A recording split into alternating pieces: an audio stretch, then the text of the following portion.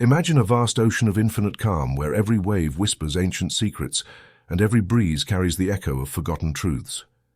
On the horizon of this ocean, a golden light begins to emerge, not from the sun, but from your own heart. This is the threshold where your journey begins, a path that does not lead outward but plunges into the profound depths of your being. Self-knowledge is not merely a quest, it is a silent revolution, a dance between the finite and the infinite that resides within you. In these pages, Swami Abhedananda invites you to discover the divine spark that has always glowed within, a spark capable of illuminating not just your life, but the entire universe. With each word of this text, you will find yourself closer to an awakening that transcends time and space. You will witness the union of ancient wisdom and direct experience, a guide to the eternal truth that vibrates in every cell of your existence. No. Prepare to cross the bridge between the human and the divine, between the ephemeral and the eternal. On this journey you will not find external instructions, but a pure and luminous mirror reflecting your deepest essence. Now close your eyes, take a deep breath, and allow yourself to be carried by the voice of wisdom, for self-knowledge is not a destination, it is the beginning of your eternity. Preface. In this age of skepticism and materialism, few people are concerned with discovering their true divine and immortal being. In light of this, it is necessary to remember that the knowledge of the true self has been the main subject of both philosophy and Vedantic religion. Even in its oldest texts, the Upanishads, which were part of the Vedic scriptures, we find evidence of how self-knowledge was sought and exalted. The great seers mentioned in these scriptures discovered and taught that knowledge of the self lies at the root of all knowledge, whether scientific, philosophical, or religious. Therefore, those who seek intellectual, moral, or spiritual development must first identify the differences between spirit and matter. By doing so, they will be able to comprehend the divine, omniscient being that is the eternal foundation of the universe. Chapter 1. Spirit and Matter. Matter, the object, is related to spirit, the subject, and the subject or spirit is also related to the object or matter. If there were no object, there would be no subject, and if there were no subject, there would be no object. For only one side could nothing be achieved. Upanishads 38. Spirit and matter have always been topics of discussion in science, philosophy, and religion. Great thinkers from all cultures have struggled to understand the true meaning of these two concepts and their mutual relationship. These two terms have multiple synonyms, such as ego and non-ego, subject and object, soul and matter. Scientists and philosophers have proposed several theories to explain these concepts and have reached different conclusions. Some assert that spirit, mind, or ego is the cause of matter, while others reverse the relationship and believe that matter is the cause of spirit, mind, or ego. These conclusions have given rise to various explanations of the universe, which can be grouped into three categories. Spiritualist or idealist theories. They affirm that spirit or mind is the creator of matter and energy. Consequently, they deny the existence of matter as separate from the state or condition of spirit or mind. Materialist theories. They argue that matter produces spirit, mind, ego, or subject. Throughout history, idealist or spiritualist philosophers have appeared in different countries and eras. Examples include India, Greece, Germany, and England. Figures such as Bishop Berkeley have denied the existence of the external world and matter as entities distinct from mental ideas. Modern Christian Science, which teaches that matter does not exist and everything is mind, has been built upon Berkeley's idealist doctrine and other philosophers of the same school. In America, idealist philosophy is relatively new because the nation itself is new. America has yet to produce its own idealist philosopher. On the other hand, the materialist theory of the universe has been adopted by the majority of scientists and evolutionists. They attempt to deduce everything from matter and assert that matter is the cause of the mind, ego, or spirit. Although millions of people worldwide identify themselves as materialists and defend this theory, very few can define the term matter or provide a clear idea of what they mean by it. What is matter? Have you ever truly seen matter? This question can be posed to materialists. We see things, but we do not see color itself. Is the color the same as matter? Color is not a mere quality. In the case of uneducated observations, A person may believe that the perceived color of a flower exists in the flower itself.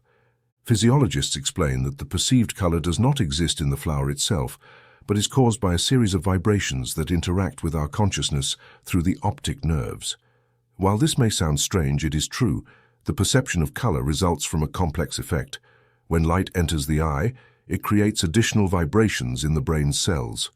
These vibrations, when perceived by the subject, are termed sensations.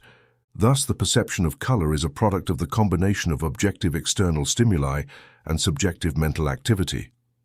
We can understand, therefore, that color does not reside in the flower itself, but depends on the retina, the optic nerves, and the brain cells. Similarly, sound is not the same as matter. It is the result of a certain type of vibration and the conscious activity of the mind. If you are about to sleep, sound vibrations will enter your ears and travel to the brain through the auditory nerves, but you will not hear them because your mind, which is responsible for interpreting vibrations into sensations, is inactive. Therefore, sound is not equivalent to matter. This principle demonstrates that the other senses do not provide information about what we call matter. So then, what is matter? John Stuart Mill defined matter as the permanent possibility of sensation, and mind as the permanent possibility of perception. Yet this definition is confusing rather than clarifying. The term possibility means that matter is that which can perpetually be perceived or felt. What is the object of sensation? Meanwhile, the spirit is that which can perpetually feel or perceive. What is the subject of sensation? This permanently possible sensation can never be fully revealed by the senses because the senses only act as open doors to our perceptions. The only thing that can be said about matter is that it produces sensations. When we attempt to study its nature directly or analyze any details about it, our senses fail to aid us. Vision allows us to perceive color, hearing allows us to hear sounds, smell allows us to detect odors. Our perception of the external world is therefore limited by sensory faculties. Although we know that matter exists in time and space and causes various sensations, we cannot see or touch it. You can touch a chair, a piece of wood, or a piece of gold, but you cannot touch matter itself. This is curious. Gold or stone is not matter itself, but a manifestation of matter. Matter appears as wood or stone, but remains intangible. The word matter itself derives from Latin materies, meaning substance or wood. Initially, materies referred specifically to solid wood from trees or construction material. Gradually, the concept expanded to refer to any substance from which something else could be formed. As statues were created from different materials, stone or metal, the term materies persisted. Over time, this idea came to represent the substance from which the world itself was formed. This became matter. The term matter does not refer to a specific concrete thing. Instead, it signifies the unknown substance from which all forms are created. In scientific and philosophical contexts, matter is that substance that underlies all phenotypic forms. It is beyond sensory perception, yet foundational to the physical objects of the universe. Matter is not equivalent to space or time, but occupies space and manifests through time. Importantly, it cannot be limited by causality. All these ideas are contained in the definition of the term matter. When we think about that substance that manifests itself in the universe, we imagine it as immense and powerful with wondrous powers that are constantly changing. But what is matter? Is it one or many? It is one. We cannot say that it is multiple. Herbert Spencer, in his book First Principles, states, "Our conception of matter, reduced to its simplest form, is that of coexisting positions that offer resistance, in contrast to our conception of space, in which coexisting positions do not offer existence." Let's make this quick. If you enjoy the content of this channel and have found it helpful, you could click the subscribe button. This way, you'll help another person join this community. Helping others lets us know that you are one of us. Thank you, and let's return to the audiobook. Understanding the difference between space and matter. Space is extension that offers no resistance, but that which offers resistance and is located within space is matter. Additionally, it is stated that between these two inseparable elements, resistance is primary, while extension is secondary. When we touch something without merging with it, we perceive resistance. However, when we extend our hand, that sensation of resistance extends into space. Herbert Spencer mentions, "Our experience of force is the foundation upon which the idea of matter is built. That which opposes our muscular energy is immediately presented to our consciousness in terms of force." From this, Spencer suggests that matter and motion as we know them are manifestations of force in varying conditions. In other words, the sensation of resistance must be present in the one who feels it, and the force experienced is the primary cause leading to the conception of matter. We must remember that matter has not been created by anyone. It is impossible to imagine its creation from nothing or its complete annihilation. According to modern science, matter is an indestructible and eternal substance, meaning it was neither created from nothing, nor can it ever return to nothing. There are other definitions of matter. Some physicists claim that matter is any entity that possesses the property of gravitational attraction. However, even this does not provide insight into its true nature. It merely implies the existence of a substance that responds to gravitational attraction. Ernst Haeckel defines matter as infinitely extended substance and spirit as the encompassing energy of thought. After examining these various definitions, we learn that matter is the substance of the universe that constitutes the objective world, which can be perceived by the senses and known by the mind. Matter is objective, while spirit or mind is always subjective. Now we can understand the distinction. The spirit is the perceiver and knower, while matter is that which is perceived and known. One is the subject, the other is the object, and both exist in proportional relationship with each other. The materialist theory, which admits the existence of the object and denies the existence of the spirit or subject, is therefore unilateral and imperfect. It ignores the fact that matter or the object can only exist in relation to the subject. Materialist theory is a logical error because it confuses object and subject, claiming that matter is subjective while simultaneously attempting to prove that it is also the cause of the subject. The spiritualist or idealist theory of the world denies the existence of matter or object and states that everything is mind, the spirit, mind, or ego, which is always the subject. This can only exist as a perceiver or knower if there is an object of perception and knowledge. If the existence of one is admitted, the existence of the other is implicit. Thus Goethe was right when he said, "Matter cannot exist and be operative without spirit, nor can spirit exist without matter." The universal substance possesses these two attributes, subject and object, spirit or ego, and matter or non-ego. These are seen as two modes of the one eternal substance, which is unknown and incomprehensible. Spinoza called it substantia, while Herbert Spencer calls it incognizable essence. Emerson called it the supreme soul, and in Vedanta it is called the Brahman, the absolute substance of the universe, the infinite and eternal source of matter and mind, object and subject. This substance is not multiple, it is one. It is universal energy, the mother or creator of all forces. We know that forces are interconnected and, as modern science explains, are manifestations of the same eternal energy or infinite substance. From this singular source, Brahman, all mental phenomena, physical phenomena, and material forces have arisen.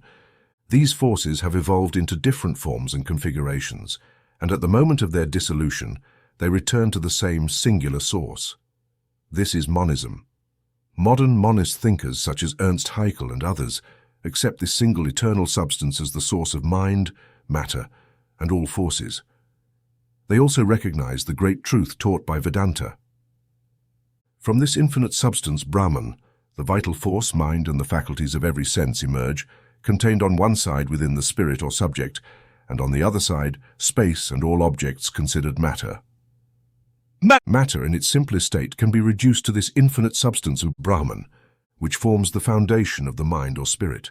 Thus, Vedanta teaches that the eternal substance is both the material cause and the efficient cause of the universe. Although it is one, it manifests itself in multiple ways due to its impenetrable power, known in Vedanta as Maya, the nature of matter and the spirit. This world does not consist solely of inert matter. It is not the product of the combination of tiny particles called atoms. Until recently, physicists, chemists, and other Western materialists believed that atoms were indivisible units floating in infinite space, attracting and repelling one another mechanically, creating the elements of nature and the phenomenal world.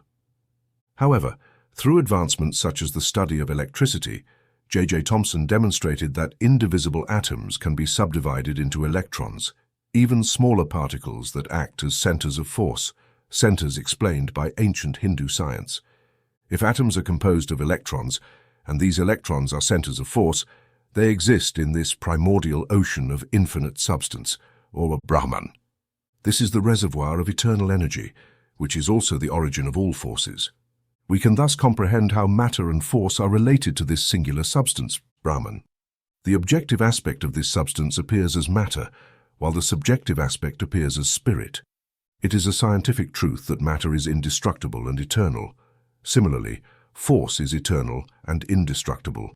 Matter and force can undergo innumerable transformations, but can never be destroyed. Now we pose the following question. If the objective half of the world, matter and forces, are indestructible, what is the nature of the spirit? Is it created and destructible?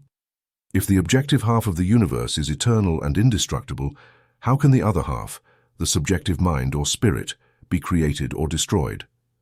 The spirit, in its simplest form, is also eternal and indestructible. If matter or object is eternal, then the spirit or subject must also be eternal. To make the object eternal, otherwise, if one disappears, both will. This point has been overlooked by most eminent thinkers and scientists in the world. If one pole of a magnet is eternal, the other pole must necessarily be eternal as well. Furthermore, the neutral point where the two poles meet must also be eternal. This universe is like a gigantic magnet. One pole represents matter, the other the spirit, while the neutral point is the absolute substance. For this reason, matter, spirit, and Brahman are eternal. In Vedanta, the spirit is called Atman, the knower, the preceptor, or the subject. Atman is our true self, which existed in the eternal past and will continue to exist in the eternal future. Nothing can destroy it. The phenomenal world, which is the object of perception by the senses, may change from one form to another, but Atman or the self never changes. It is absolutely immutable. Weapons cannot pierce it, water cannot wet it, fire cannot burn it, nor can air dry it. It is an indissoluble and immortal substance that does not perish. Death belongs to all that is within the realm of time and space. With birth comes death. Our bodies will die because they were born, and existence is subject to time and space. However, Atman, or the spirit, cannot die because it was never born and exists beyond space and time. If you try to think of the spirit's birth, you will never find an absolute beginning. Therefore, Atman has no beginning or end. Everything that can be perceived by our senses will change and pass away, while Atman, or the spirit, will remain forever. Here arises the question, is the spirit one or many? The same question applies to matter. Is matter one or multiple? No. We have seen that matter as an objective substance is one, even though it appears many because of its manifestations in space and time. Similarly, Vedanta states that there is a single spirit or subject in the universe, and individual spirits or egos are merely its other manifestations. They are but parts of a supreme, universal spirit or God. God is the eternal subject or knower of the world, the cosmic ego, the totality of all individual egos. God is the only infinite being, the eternal ocean containing many whirlpools or individual souls. The cosmic ego, or God, is the first and most elevated manifestation of the absolute substance, or Brahman. God is both the material and efficient cause of all phenomena. He separates subject from object, spirit from matter, and everything exists through him. All beings live in him, return to him, and are sustained by him. We have limited faculties, and our knowledge is limited. But God is the only substance whose power is limitless. He dwells everywhere, forming the foundation of our individual spirits, possessing eternal knowledge. He is the soul of our souls. We should meditate upon him and worship him to understand the relationship between spirit and matter. He is the eternal being among all non-eternal forms and names. He is the sole source of intelligence amidst matter, allowing it to manifest in multiple ways and fulfilling all desires that dwell in the hearts of all creatures. Anyone who cultivates him within their soul attains eternal bliss, even in this life. Chapter 2. The Knowledge of the Self. The infinite and eternal truth of Brahman governs the entire universe, both visible and invisible. If the visible is taken away, perceptible phenomena are destroyed, leaving only the infinite. It is possible to realize the infinite in this life and attain that truth to experience eternal peace. Peace, peace, peace to all living beings. The Isa Upanishad states that in India, it is not common to speak of knowledge of God as much as of knowledge of the true self.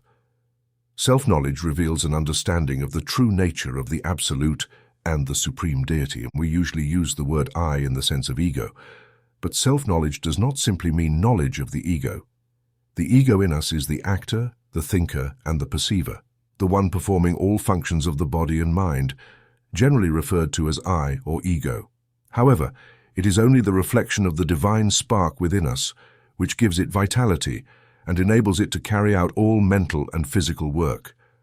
Thus, when we speak of self-knowledge, we do not refer solely to knowledge of the lower ego, but also to knowledge of the higher self, the higher I. This higher self is the same as the Absolute at the foundation of the visible universe. The Absolute substance is beyond space and time, being formless and immutable. When it manifests as an individualized self-conscious entity, it is referred to as the ego. When it appears as the object of consciousness, it is referred to as matter. The Absolute Being is, however, neither matter nor the ego. It is the essence itself, and therefore our true self. When we realize it, we have known God and His relationship with the sensory universe. The best method for becoming aware of this Absolute Being is through the realization of our true self, or Atman, as it is called in Sanskrit. Some people believe that Vedanta's idea of self-realization leads to annihilation, but this is not true.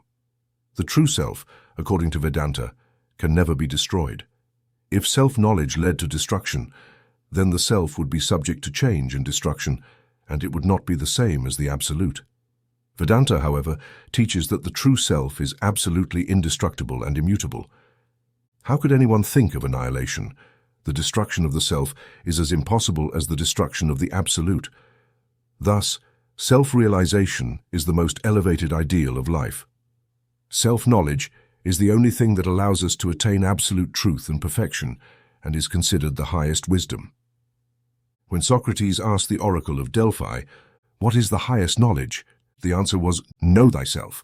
However, in this response, self was not merely referring to the ego, but to the true self, the knowledge of one's true essence. This self-knowledge has been celebrated in India since the earliest Vedic period. Vedanta, the rationalist portion of the Vedas, describes this self-knowledge as the highest ideal of life. If we wish to know God, we must first know our true selves. We must ask ourselves, who are we really, where do we come from, and what will become of us after death? These questions are of vital importance. Ordinary people cannot resolve such questions because their minds are preoccupied with material affairs. However, anyone who seeks truth seriously, who is discontent with knowledge of material objects, has the duty to discover the truth.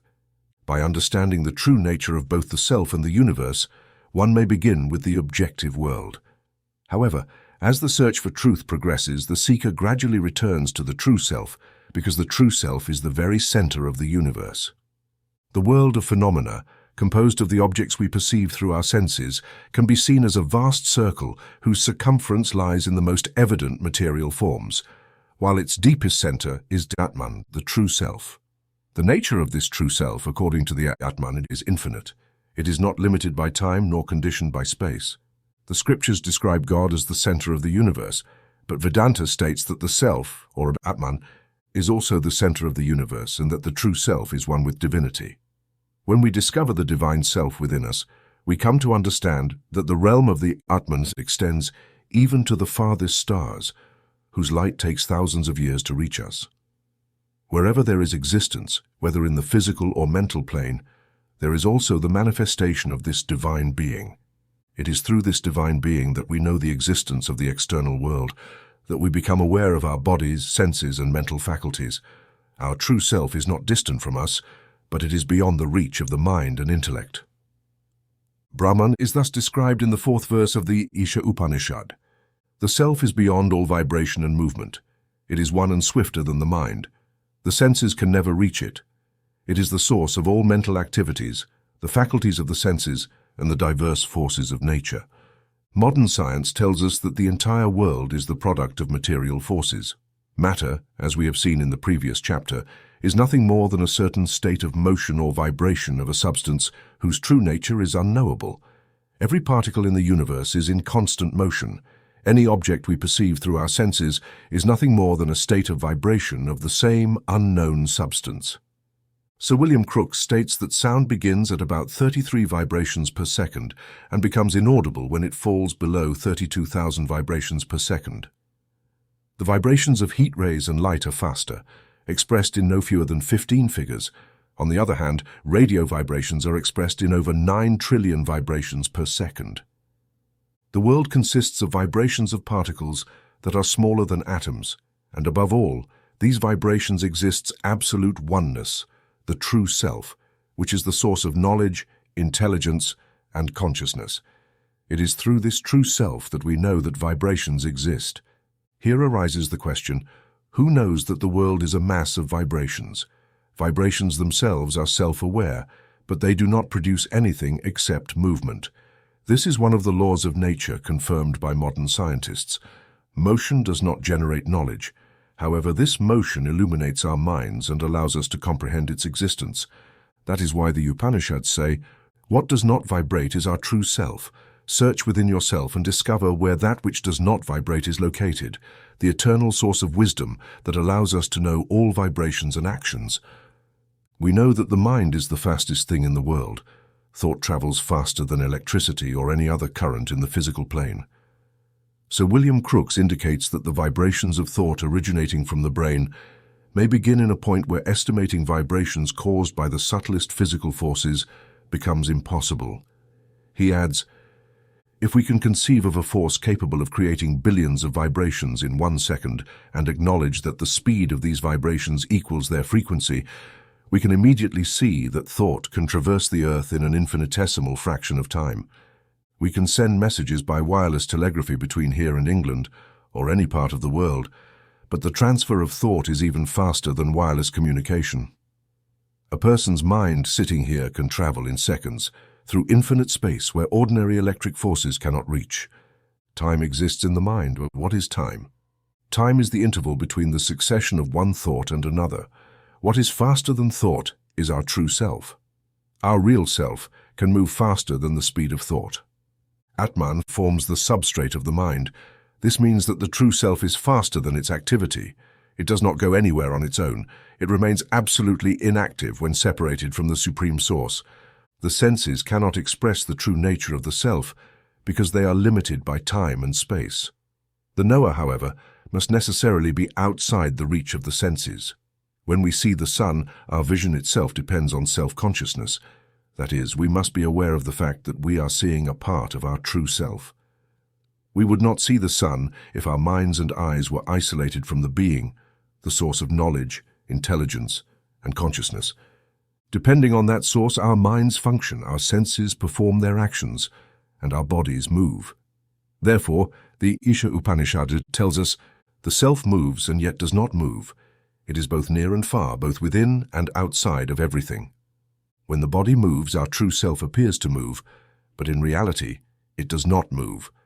Where would it go? It cannot go anywhere. When we move a bottle from one place to another, the space within the bottle seems to move, but in reality, it is the space that is moving. So what actually moves? We do not know. Forms seem to move, but they are confined by space. One could say that if space does not move, then form does not either. Attempting to comprehend these mysteries is like solving a very difficult puzzle. Life itself is a mystery.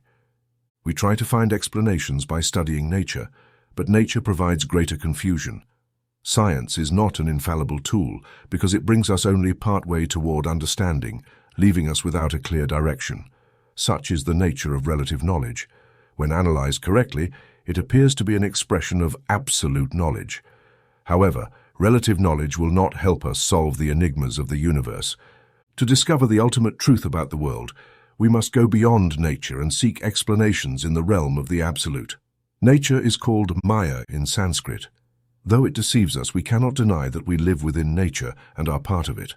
Scientists have reached certain conclusions that do not lead to concrete answers. Science tells us that the ultimate end of everything is unknown and unknowable. Nature makes us perceive that the self moves when the body is in motion. But in reality, the self itself is immovable. It makes us feel that the self is very far from us, when in truth, it is the closest thing to us, the soul, the inner nature of all existence. Yet it remains outside of all things. How is this possible? How can it inhabit both within and outside simultaneously? Space exists both within and outside. For example, a room has walls that are separated from the space beyond them.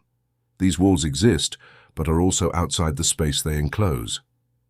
Similarly, we cannot define the infinite within our own minds. We claim to be finite beings, but in truth, we are not. Only infinite existence expresses itself through finite forms.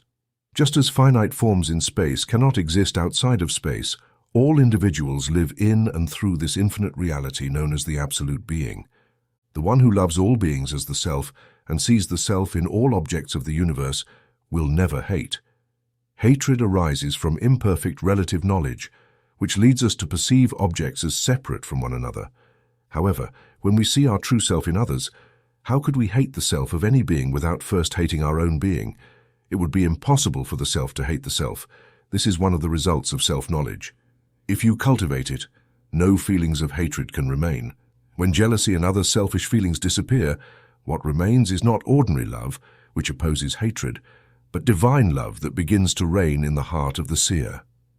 True love is the expression of unity. Being makes us feel one with the true self, and when we see it in others, we cannot avoid loving them. Now we understand the meaning of love your neighbor as yourself.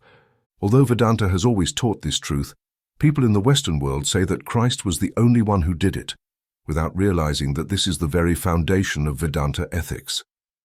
Love means the expression of unity in thought, word, and action where all beings have become one. What a delusion! What a pity there may be for one who has already realized this unity.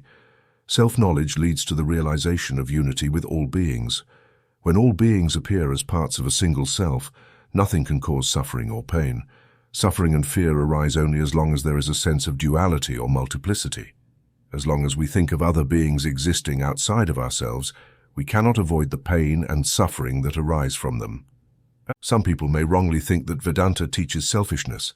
However, the lower self fades, and with its disappearance, all egoism is destroyed. The word I should not be understood as referring to the inferior self or ego. It signifies Atman, the higher self, our divine nature. There is no other term in Spanish that expresses the true meaning of Atman. To avoid confusion, we use the Sanskrit word Atman to refer to our true self, so that it will not be confused with egoism. Atman has pervaded everything, radiant, incorporeal, pure and sinless. Wise, omnipresent and self-existent, it has arranged all things correctly for eternity. That Atman, which is the center of the universe, pervades everything. Wherever our mind travels, Atman is there. It is the source of light and intelligence. Here you will realize that Vedanta teaches that we are not born into sin or inequality, but that our Atman or true self is free from guilt. This does not encourage us to commit sinful acts. Rather, it tells us that by acquiring self-knowledge, we cease to act in harmful ways. The Atman resides in the body but is not the body. Even forms visible only through the most specialized microscope do not affect the self. Though Atman is beyond all forms, it can simultaneously appear in any of them because they are part of it. Materialists maintain that consciousness is produced by the vibrations of the brain and nervous system. Vedanta contradicts this claim by stating that the self is beyond the nervous system or brain functions and will not be affected by changes in a diseased or mutilated body. Through self-knowledge, one can free oneself from physical suffering. The self is described as the greatest poet of the universe. This is one of the most beautiful expressions and attributes that can be ascribed to divinity. It is the poet whose poetry is the entire universe. It is also described as the greatest artist, whose art we see in the sunrise and sunset. The stars are but the paintings in the infinite space created by the hand of the omnipotent artist. The true self is beyond good and evil, beyond virtue and vice. Some may ask how it can be above good and evil. Others may claim that it is only good. However, good and evil are relative terms, dependent upon each other. Avoiding one would require avoiding the other. There is no other seer than Atman, no other knower. Who could be the knower of the universe? There is an eternal knower who knows the existence of all objects, and what is within us is only a part of that eternal knower, or God. Most of humanity does not know this great truth. Preachers do not teach it because they themselves do not understand it. If God is the knower of all things, then the knower within us is a part of God. Vedanta teaches that we must first cultivate the individual knower before seeking to understand the universal knower. The Atman, or true self, is not an object of knowledge but always the subject. The cosmic knower is the same as what is adored as God by many people. Thus, in light of Vedanta, we can see God close to our souls. In contrast, in the scriptures of other religions, God is depicted as being distant from our reach. Although Atman is omnipresent, inhabiting all things and transcending all, this does not mean it is nothing. It is never affected by the conditions of the sensory world, but pervades it. Cause and effect are identical. Although the Atman is beyond this law, the self has existed from eternity and will continue to exist forever. No one can see its beginning or end because these concepts are limited by time. Like mental activity in a subject, we can find the beginning and end of things in the material universe.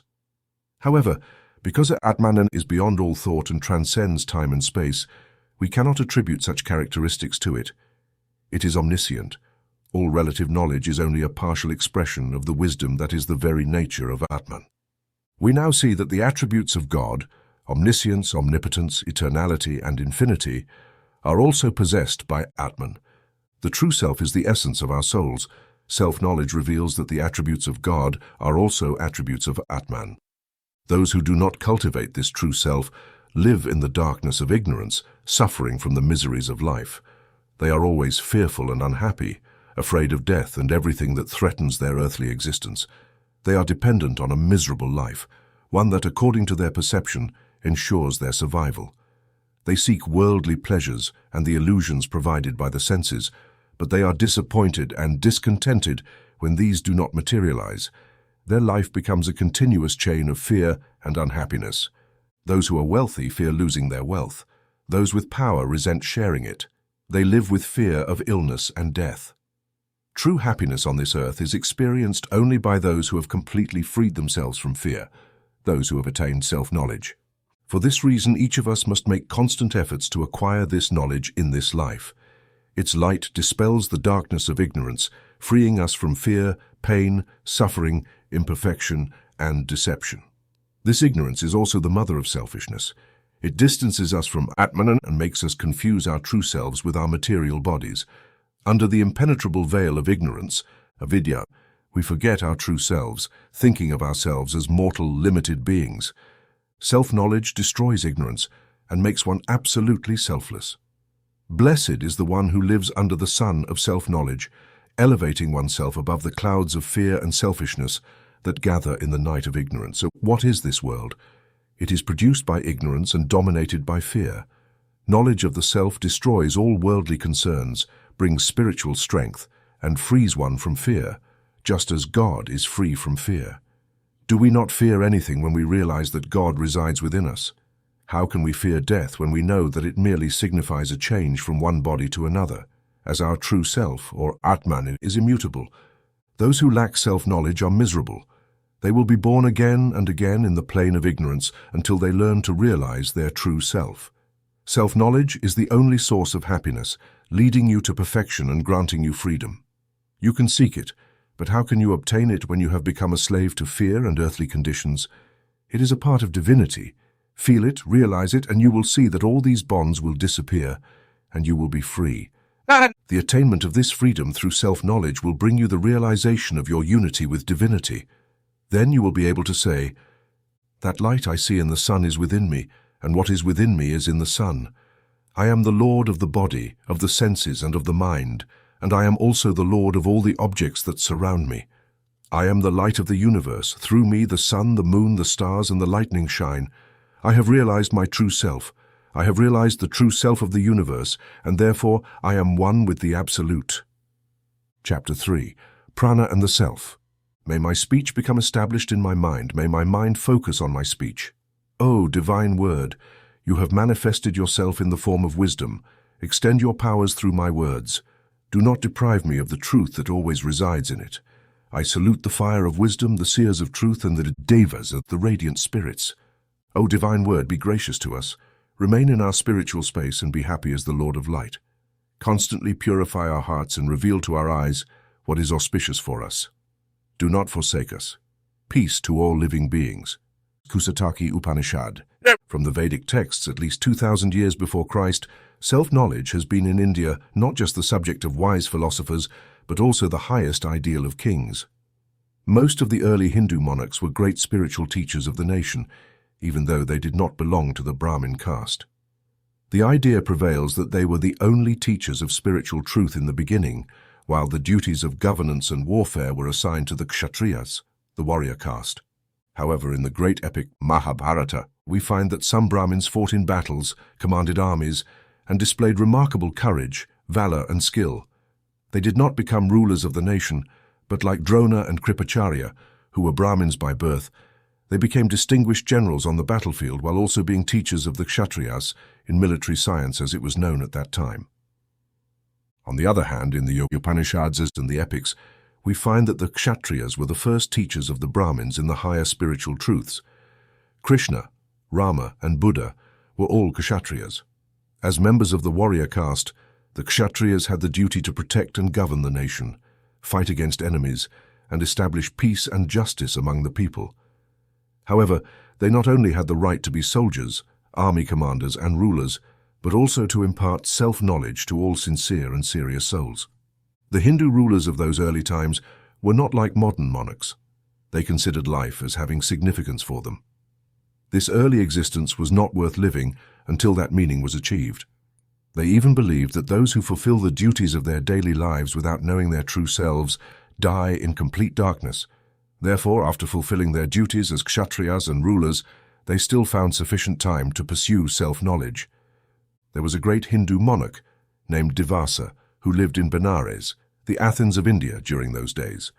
It was the center of education, religion, science, and philosophy, and had been the cradle of Eastern civilization and culture even during prehistory. Even during the time of Buddha, 500 years before Christ, it was the stronghold of Hindu philosophy and religion. Divasa, the famous and powerful ruler of Benares, had a son who became famous by defeating his fiercest enemies. It is said that he even conquered the Devas, the mythological gods or radiant spirits.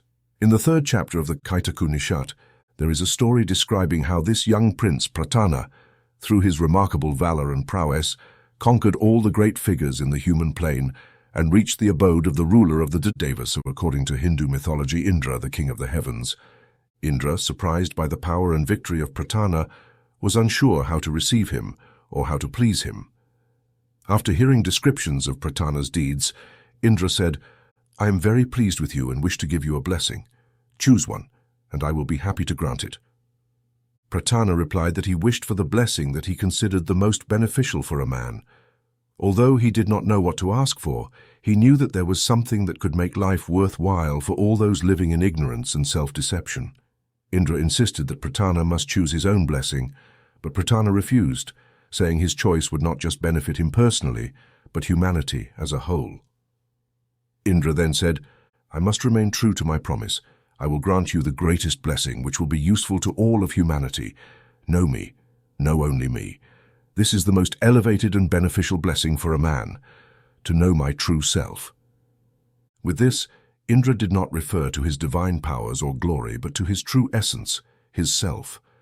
One who has known this true self acquires limitless power. If an error is made, it will not affect them because the knower of the self is greater than any king or emperor and possesses all the virtues described in the scriptures. Indra praised self-knowledge, stating, "I have conquered all demons, I have destroyed those with 300 heads. I have performed many cruel acts, but none of these actions could affect me because I possess the self, the supreme divine nature. He who knows me is never defiled in his life by any sinful act, even if he robs, kills his parents, or a wise Brahmin. He will remain untouched." Thus, Indra praised self-knowledge. This does not mean that the knower of the self should commit those sinful, cruel, or inhumane acts. Rather, he wanted to show that the power of self-knowledge is greater than any other power existing in any part of the world. Self-knowledge purifies the soul of even the worst sinner and washes away the gravest sins that a human being could commit. Forgivable sins cannot corrupt the divine power of self-knowledge. After praising self-knowledge, Indra said, "I am Prana, life. Worship me as the conscious being, the source of intelligence." Prana is the Sanskrit word for life force, vitality, and intelligence. For wherever there is life, there is intelligence in one form or another. Meditate on me as life and intelligence. Life is prana and prana is life. Life is immortality and immortality is life. Here we must understand that life never dies. Life itself is immortal and indestructible. It cannot change. It is always the same, whether it expresses itself externally or not. Expressions may vary, but the vital force is one and immutable. When we don't see the manifestation of life, we call it dead, but the vital force does not die. Very few people can truly comprehend this. Where there is life, death cannot exist. We may say, a child is born, but a child grows. But the life of the child is not subject to growth. What we call the vital force is free from birth, decay, and death. Otherwise, it would be changeable and mortal. When we talk about a child or a growing plant, the vital force has remained the same from the beginning. Manifestations of other powers assisted by life appear in different ways throughout different stages of the growth of animal or plant organisms. Prana is life, and life is immortality. As long as prana inhabits the body, there is life. Through prana, immortality can be obtained in the other world.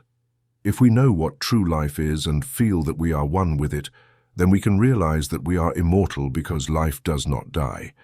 It does not arise from non-life and has no beginning.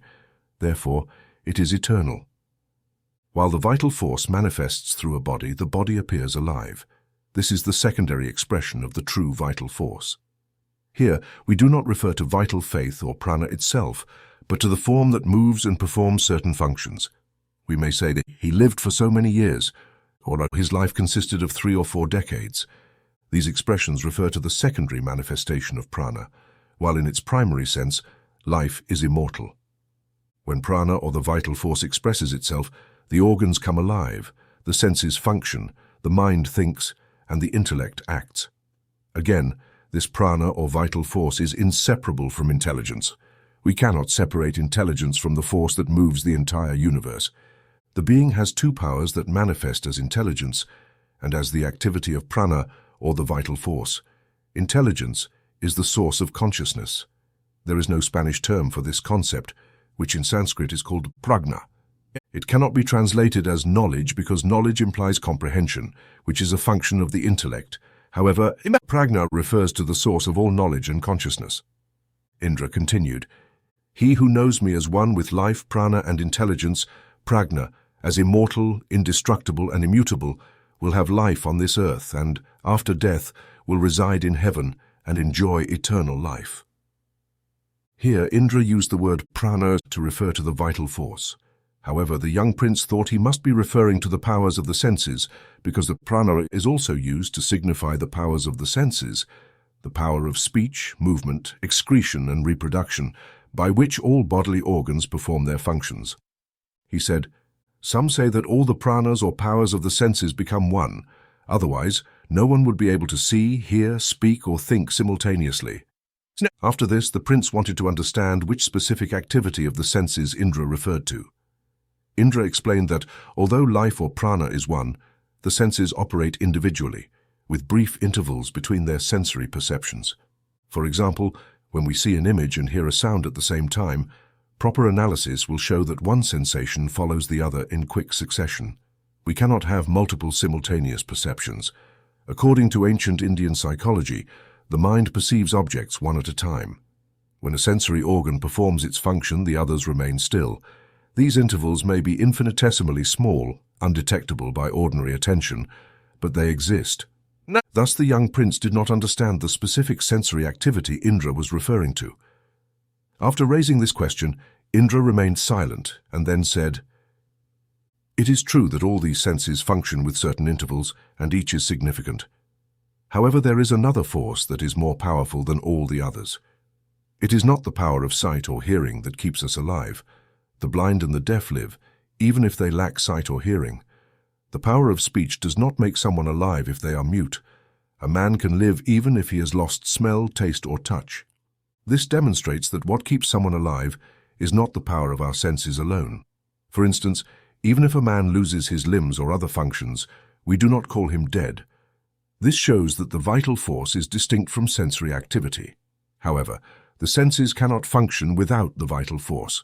When the vital force does not manifest, the sensory organs may remain perfect, but they will be inactive, unable to perceive sensations or carry out their functions. For instance, the eye of a dead man can be perfect. The optic nerve may be healthy and the brain cells may function normally. But if the vital force is absent, these organs remain inactive and lifeless. From this, we can see that all sensory organs are active in the body because prana, the source of all activity, resides there and regulates and governs all the senses. Consequently, the Vedas state that one should worship prana, the vital force that sustains the universe. Indra concluded, "If you can comprehend what this force is, you will have understood the secret of the universe and that which keeps you alive." All scientists, anatomists, and evolutionists attempt to understand the nature of this vital force, but they have not succeeded. Some say that it is a molecular attraction, others believe it is the result of physico-chemical forces. Yet they are all certain of their claims. What progress has science made in its effort to discover the source of vital energy? Science has rejected the idea that vital force is independent of the mechanical forces of nature. Nonetheless, it cannot definitively tell us what the cause of vital energy is. Throughout history, there have been debates and discussions on this matter among scientists from different countries, but the problem remains unresolved. If we could comprehend the vital force of the universe, we would have understood the living God. As Vedanta states, this vital force is inseparable from the being that is worshipped as God. What is God? The one who keeps everything alive and upon whom all other physical body activities and functions depend. Indra said, "Only prana, having animated this body, causes it to rise. He is the conscious self. What is prana is prajna, self-awareness. What is self-awareness is also prana. Both coexist in the body and together they depart from it. This life is the same as our self-awareness. You have seen self-awareness where there was no life. This is impossible. Wherever there is self-awareness, there must also be life because they are inseparable." You may argue that there is no self-awareness in trees and plants, but how can you know this? It is because they lack a brain. They may not possess the same self-awareness as we do, but how do you know that a sensitive plant does not feel? The dogmas of theologians, such as the idea that life is granted by the Creator only to humans who glorify their name, no longer captivate us. Even modern scientists like Ernst Haeckel are beginning to recognize that each plant has its soul, that each cell has its own life, that each atom has its soul. Wherever there is a soul, there is also intelligence. The source of self-awareness may express itself imperfectly, may remain latent, or may await proper manifestation. Yet wherever there is life, there will be some form of intelligence. And if there is intelligence, there must also be life, as we observe in all living beings. When life disappears, consciousness also disappears. If life is suspended, whether in fainting or unconsciousness, when vital force is not manifesting through the functions of the senses, self-awareness remains latent at that moment. Indra said, "When a man enters into a state of deep sleep, his mind is completely at rest, veiled by a shroud of ignorance. Sometimes when you wake up from a dreamless sleep, you feel as though you have emerged from a realm of profound ignorance. In that state of deep sleep, your sensory faculties remain latent. They retreat into that vital force. When this vital force remains inactive, all other faculties also become inactive. In deep sleep, we neither speak, see, nor smell anything. If there is noise from a weapon near your car, you will not hear it. When you wake up, however, all mental and physical powers become active again.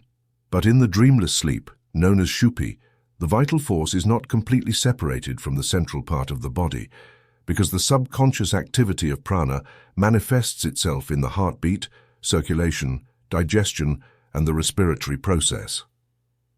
If this vital force were to cease, there would be a complete separation between prana and the organs. This would lead to death. However, in deep sleep, we become one with prana, which absorbs all conscious activities, and in the waking state, they return to their respective organs. Indra illustrates this saying, And when he wakes, like a blazing fire, sparks fly in all directions, each directed toward the various sensory faculties, making contact with external objects. When a spark enters the eye, it illuminates what we call sight, the form and color. Another spark enters the ear, illuminating what we call sound. The mind itself is another spark that performs various mental functions. But when a person is dying, weakened, or falling into unconsciousness, all the powers of the senses return to their source. People then say, his mind has departed. He cannot hear, see, speak, or imagine. At this moment, he becomes one with prana. When prana leaves the body, it takes with it all the powers of the senses that depend upon it. All vital forces and subconscious organ functions also retreat with prana upon leaving the body. Along with these, all the sensory objects illuminated by the senses disappear. For instance, when the power of sight withdraws, all colors and shapes that could be perceived by the eye vanish along with it.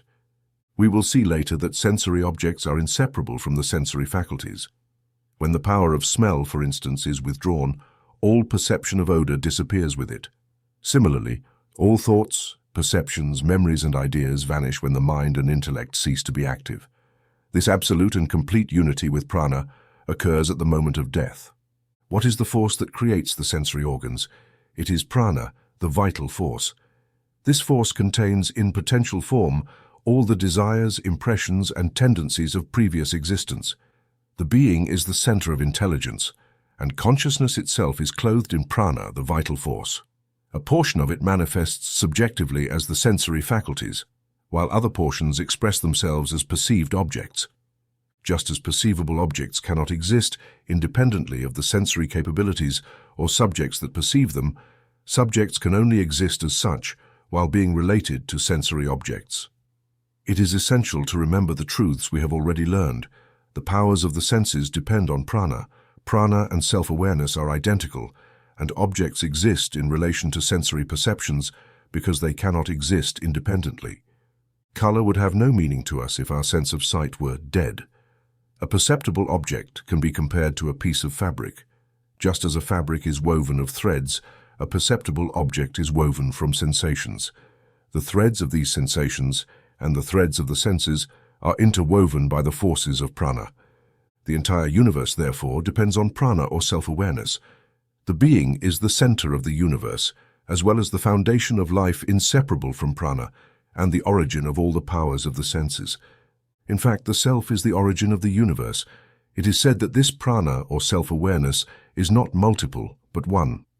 The vital force within you is the same as the vital force within me and others. Just as the vital force is one, self-awareness is one across all living beings and is one throughout the entire universe. To understand the nature of our self-awareness and compare it to that of other individuals, we must pay attention to their external signs. Self-awareness is at the root of all knowledge because, without it, speech does not convey any word, nor can the ear process any sensation. When our self-awareness is focused on a particular object, we do not perceive other things, even if they fall within the range of our vision. For example, when you are intently looking at something on the street, other objects may pass in front of you, but you do not notice them even though your gaze is there. The same applies to sounds. When your mind is focused on a specific sound, you cannot hear other noises. A person may be calling you, but if you are focused on a particular sound, you won't hear it. Similarly, when your mind is focused on a specific thought, you do not see, hear, smell, taste, or have any other sensation. In short, without self-awareness, no thought can arise simultaneously, and nothing can be known. It is said that the true seer must be known, not trying to comprehend the speech or the words, but rather knowing the speaker. Where is the speaker? Discover that. Who is the seer? Discover that. Do not try to understand what speech is. Better understand who is speaking. Let no one know that it is sight itself, but rather know who the seer is. Let no one discover that it is sound. Instead, know the hearer. Scientists attempt to determine what sound is, but do not care about knowing who the hearer is. The philosophers of Vedanta, on the other hand, go to the heart of the matter. They are not concerned with whether sound is merely the vibration of air, for to become sound, any type of vibration must relate to our auditory ability. Therefore, if our hearing were taken away, who would hear sound? So why waste time trying to determine what sound is? Let us first understand the true nature of the powers of the senses, then their source, and finally the knower of all sensory objects. Let no one attempt to determine the taste of food, but rather know the knower of tastes. Let no man try to know what pleasure and pain are without first understanding who is the experiencer of pleasure and pain. Let no man attempt to understand thought, but first know the thinker. These objects are related to subjects, and subjects are related to objects. If there were no objects, there would be no subjects, and vice versa.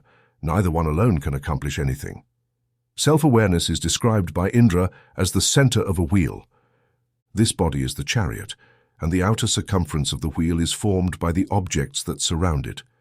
The spokes of the wheel represent the powers that allow us to experience the external world, and the hub in which these spokes are fixed is Prana, or the vital force. Thus, objects are placed upon subjects, and this is all supported by Prana.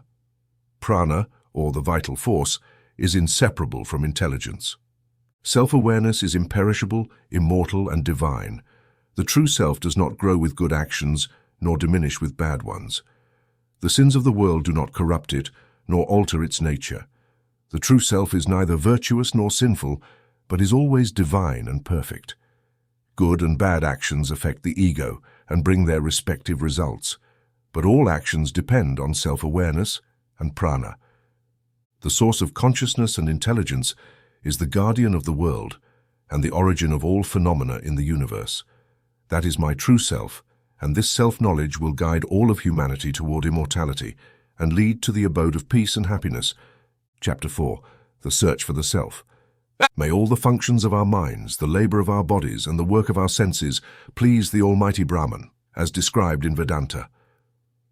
Let us not forget him. Let us realize his presence within ourselves, and let us not be abandoned by him. May all divine qualities adorn our souls and bring peace to our minds. Peace, peace, peace to all of us.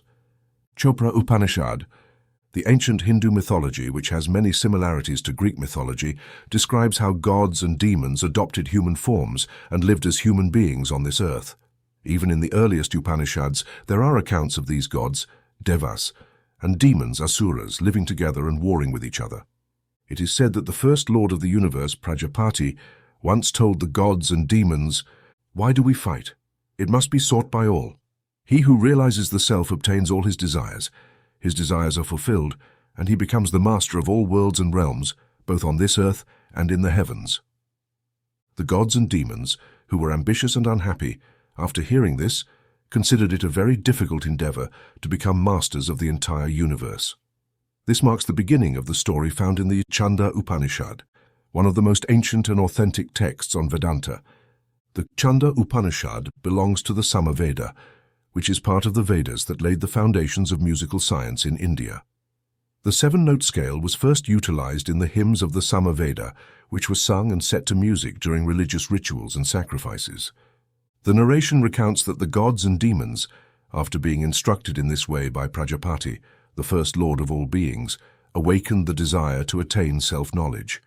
They questioned among themselves how they could obtain this knowledge, which would make them the most powerful of all beings. They were determined to seek that being, the Atman, through whose knowledge all worlds and desires could be attained. Here it is important to note that demons are not evil spirits, but are similar to humans. They are often attached to worldly pleasures and are ignorant of the higher ideals of life. They are materialists who believe that death ends all existence. Their desires for power and control can never be satisfied, leading them to constant struggle. Humans with such tendencies are described in the Vedas as asuras, demons, while devas, gods, are those who are spiritual. They are righteous, selfless, and do not view earthly pleasures as the ultimate goal of life. Their ideal is to gain spiritual strength and power to realize the absolute truth. Both the devas and the asuras concluded that to achieve self-knowledge, they would have to send their leaders to seek out a seer of truth. Thus the gods and demons sent their respective leaders, Indra and Virochana, in pursuit of self-knowledge. Although they had all the pleasures and comforts of life that human beings could desire and even possessed all psychic powers, they were not satisfied. When they heard from Prajapati that there was a way for them to truly become the masters of the entire universe, they longed for it and were eager to obtain it immediately. Indra and Virochana, the rulers of the Devas and the Asuras, departed separately in search of a knower of the absolute truth, someone who had achieved the realization of the self and could possibly impart that knowledge to others. They renounced their luxuries and pleasures, left behind their fine clothes and possessions, and, with simplicity of manners and humility, the two leaders sought the greatest knower of the self. They approached this being with offerings in their hands, as in India one does not visit a temple with empty hands, regardless of whether one is a king or a spiritual teacher, guru. They brought fuel, butter, and fruit, and offered these with due reverence, considering him their spiritual teacher. Having received his permission, they became his students and lived a life of purity and righteousness as brahmacharins, students for many years. One day this holy teacher asked them why they had come to him. They answered, "We have heard from Prajapati, the Lord of all creatures, that knowledge of the self can make one extremely happy and bring all powers and all objects of desire to the knower. We have heard that the true self is free from sin and old age, unaffected by hunger and thirst, with its desires always satisfied and its thoughts always true and perfect. This self must be sought and realized. We have come to you, O Lord, to acquire self-knowledge." The great teacher, wishing to examine whether his students' understanding was pure, did not instruct them immediately in the highest truth. Instead, he gave them some suggestions by which they could search for and discover the true self that resides in all beings. The best teacher is the one who guides his students step by step on the path to realization and encourages them to investigate the truth through their own effort. Thus, the divine teacher, who was Prajapati himself in the form of a guru, told them, "The person that is seen in the eye is the real self, Atman. He is free from sin and suffering, is immortal and fearless. By knowing him, we can obtain all the worlds and all our desires." Hearing this, the students' minds became confused. They could not understand what the teacher meant by the phrase, "The person that is seen in the eye is the Atman, the true self." They thought he must refer to the shadow reflected in the pupil of the eye when looking into another's eye, the reflection of themselves. However, the teacher was not referring to this. He was referring to the true agent of vision, the sovereign of all senses, who can only be perceived by yogis with pure hearts. Misunderstanding the true meaning, the disciples asked, "Who is the one that sees in the mirror and perceives in the water? Is it the same person as the one seen in the eye?" The teacher, knowing that his students had not yet grasped the true meaning, replied, "That real being is, in truth, seen in all of you." To test his students' understanding, he continued, "Go and look at yourselves in a bowl of water. Whatever you do not understand about the self, return and tell me." The obedient students went, looked at themselves in a bowl of water, and seeing the reflection of their bodies, returned to the teacher and said, "Yes, Master, we have seen what you meant." The teacher asked, "Have you seen the self or what?" The students answered, "We have seen ourselves from head to toe, a perfect image, even the hair and the nails." To dispel their confusion, the teacher said, "After you cut your hair and nails, dress yourselves in your finest garments and adorn yourselves with ornaments. Then look at yourselves in the bowl of water again." Following his instructions, they cleaned themselves, dressed in beautiful clothing, and adorned themselves with rich ornaments. When they looked at their reflection in the water again, the spiritual teacher asked, "So do you see the self?" They answered, "Reverend Lord, we see ourselves just as we are now, clean, well-dressed, and well-adorned." The teacher responded, "That is the self, the Atman, immortal, free from fear and sorrow." The disciples left satisfied in their hearts.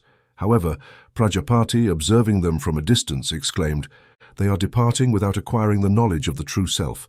Any of you, whether gods or demons, who follow this doctrine without truly attaining knowledge will perish." But Indra and Virochana paid no attention to his words. They thought they had achieved self-realization and returned home satisfied. Now, Virochana, having concluded that the body itself was the self, went to the Asuras and preached the doctrine he had learned. He taught the most materialistic ideas, similar to those of atheists and agnostics. He proclaimed that the body itself is the self, that only the body should be venerated, and that by glorifying the body, one could become the ruler of all worlds and obtain all desires. The demons, following his instructions, became completely materialistic in their views. They began to adorn and worship their physical forms, even in crude ways. Even in modern times, Many demons of this type can be found supporting atheistic, agnostic, and selfish doctrines. They possess demonic tendencies, care only about their own bodies, and feel no concern for others. They are neither charitable nor inclined to offer sacrifices to God. They adorn their bodies and those of the dead with flowers, perfumes, fine ornaments and clothing, and they vainly imagine that through such adornment they can conquer the worlds. Indra, the leader of the Devas, however, had more common sense than the ruler of the demons. He went home, but hesitated to preach to the gods. He remembered that the Lord of all creatures had indicated that the Atman, or the Self, must be free from suffering and death since it is immortal. Indra said to himself, "This body cannot be the true self because it is subject to hunger, thirst, and all these imperfections. How could the teacher mean by the true self the shadow of this body when it is subject to birth, disease, and death? I don't see any good outcome from the doctrine." Unsatisfied, Indra decided to return to his teacher. When he returned with offerings in hand, the teacher said to him, "You left with Virochana satisfied in your mind, believing that you had learned the truth and obtained the knowledge of the self. With what purpose have you returned?" Indra replied, "Teacher, how can the shadow of the body be the true self when it undergoes constant changes? If the body is beautifully adorned with flowers and fine garments, that shadow or self has a different appearance. If one loses their eyes, the shadow appears blind. If the body is lame, it will be lame as well, and it will perish with the death of the body. Therefore, this ever-changing shadow cannot be the immutable self. I see no good result in such a doctrine. Please explain my difficulty and help me understand the true self." The teacher replied, "O Indra, indeed I will explain it to you. Live with me as my disciple for another 32 years. Indra lived with his teacher and served him for another 32 years. One day, the teacher, pleased by the purity, chastity, and devotion of his pupil, instructed him as follows: "That which enjoys all dreams during sleep is the true self. It is the immortal and fearless Brahman, the Absolute. Know it, realize it, and become aware of it." Upon hearing this, Indra returned home with this knowledge, but found another difficulty in his heart before speaking to the Devas. He realized, the self that enjoys dreams is not the same as the shadow of the body. It is not affected by physical changes. It is true that this self is not blind when the body is blind, nor lame when the body is lame, nor injured when the body is injured. But how can the dream seer, subject to change, fear, and pain during unpleasant dreams, be mortal? Thinking this, he said, "I see nothing good in this doctrine. I must go again and question my teacher about this apparent contradiction." Indra went to Prajapati, his spiritual teacher, for the third time and asked, "How could this changing dream seer be the true, immutable, and immortal self, free from sin, hunger, birth, and death?" The teacher replied, "O Indra, you are correct. I will explain it to you again. Stay with me for another 32 years. After this period, at the end of the 32 years, the teacher imparted the highest knowledge to his faithful student. In deep sleep, the one who enjoys perfect rest and does not dream is the true self, or Atman. Indra thought about the impossibility that the immortal self would not be conscious of itself or anything else. The teacher's statement implied the destruction of all thoughts, feelings, sensations, and awareness. In the state of deep sleep, one has no sensations, dreams, or awareness of the body or the external world. Indra could not comprehend how this state of annihilation could be the true self. Thus, he posed the question again, "Teacher, do you mean that the true self is the state of absolute annihilation of consciousness?" The teacher replied, "No, that is not the true self. Here we observe how the great spiritual teacher gradually guides the mind of his disciple from the physical body toward abstract understanding and ultimately toward the absolute. The true self is beyond all comprehension. From this state of undreamed sleep ascending, one can discover the true self." Now the teacher was extremely pleased to see his return and said, "Your understanding is deep. I will explain what the true self is." Indra lived with his teacher for another 50 years. At the end of these last 5 years, the teacher imparted the highest knowledge to his loyal pupil. This superficial physical body cannot be the self because it is subject to death and is constantly attacked by it. The life of the body is nothing more than a series of deaths or changes. Every particle of the body is continually changing, and if this change were to stop for even a second, the body would no longer live. The word body includes all sensory organs as well, and these are similarly subject to constant change. Consequently, they are dying at every moment. The body is merely the instrument of the self, which is immortal. Through this instrument, the self, or Atman, comes into contact with the material world. If the true self did not create the body, it would not be able to have direct contact with sensory objects. Therefore, the body exists for the enjoyment of the self. However, the true home of the self is not the body itself, but is supreme and eternal. The agent that perceives through the senses is the true self that resides within us. Sensations arise through the contact of material objects with the sensory organs. These superficial objects with forms cannot contact the self directly unless the self manifests itself through the form of the body. But the true nature of the self is formless, as the teacher said. It dwells within the body without taking any special form. We must understand that the changes in the body do not affect the self, because the self is formless. How can it be compared to the shadow of the body? The Lord of Demons, blinded by ignorance and an impure mind, could not understand the true meaning of the self. The teacher waited for more questions, but the disciple left, satisfied and thinking that he had learned all about the self. However, Prajapati did not feel the need to force the understanding of the true self, the formless, immortal Atman, upon him because Virochana was entirely unable to receive this knowledge. Therefore, Virochana did not attain the knowledge of the true self, which is formless and immortal. Everything related to the body is transitory. If we understand this, we will know that the immortal self cannot be the body. This formless self remains formless, while the Atman lives in the body and identifies with it. However, once one knows the self as separate from the physical body, one is untouched by pleasure and pain. One might wonder how the formless self can manifest through a form. The wind, steam, and electricity do not have form but manifest themselves in the presence of forms. Wind moves objects when it blows, even though it itself has no form. Similarly, steam shows its strength when used in locomotives, and the atmosphere is filled with invisible electricity that takes on forms such as lightning and thunder. These natural forces demonstrate how formless entities can manifest through forms. The Atman, or true self, though imperceptible by nature, demonstrates its power and intelligence through the form of the physical body. How can we know the power of thought unless we perceive its manifestations as thoughts?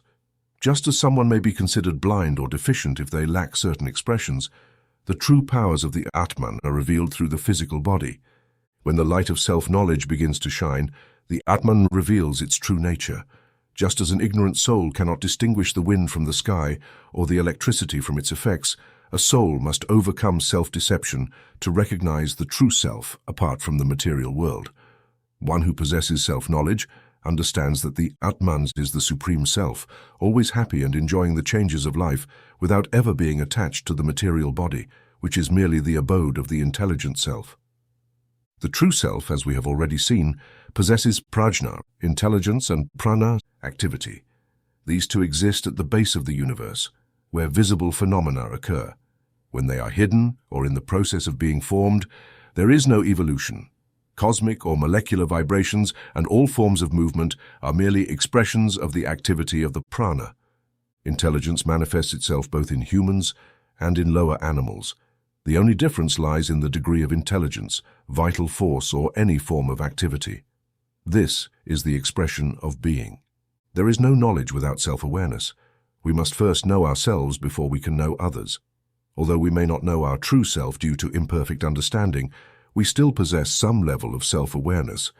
In Vedanta, intelligence and prana are described as the ultimate principles of all phenomena in the universe, originating from the cosmic Brahman, the source of all knowledge and the activity of mind and senses. Indra said, "The self is the greatest in the universe." Well understood, we cannot separate this Atman, true self, from the universal or cosmic self, because there exists only one ocean of the absolute being, which is the ultimate reality or substance, and is given various names such as God, Brahman, or Atman. When this absolute being expresses itself through our individual forms, it becomes our true self. All desires are forms of mental activity. They could not arise or exist without the presence of the self-aware entity as the foundation of all activity. One who has attained self-knowledge can live in the world, enjoying all pleasures without being affected or disturbed by any unpleasant worldly conditions.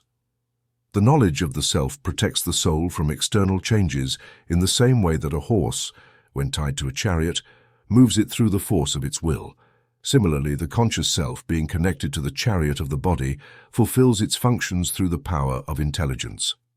We can also compare the body to a car, whose propulsion comes from the true self.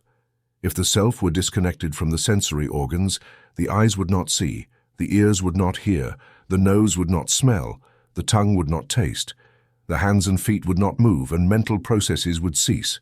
The mind, intellect, and heart are the instruments of the true self, which is the knower of all mental processes. The devas, celestial beings in the highest heavens, worship and meditate upon this true self. Therefore, all the worlds belong to them, and they have fulfilled all their desires. One who possesses self-knowledge becomes the master of the world and the lord of all, like the gods of the highest heavens. In them, all desires are fulfilled, and they possess all powers. In short, they are omnipotent, omniscient, and always blissful. When the great teacher explained this to his pure-hearted and sincere disciple, he understood everything through the teacher's blessing.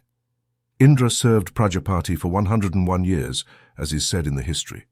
This demonstrates that the knowledge of the true self cannot be acquired easily. Patience, perseverance, and sincere longing are the steps toward attaining the knowledge of the self.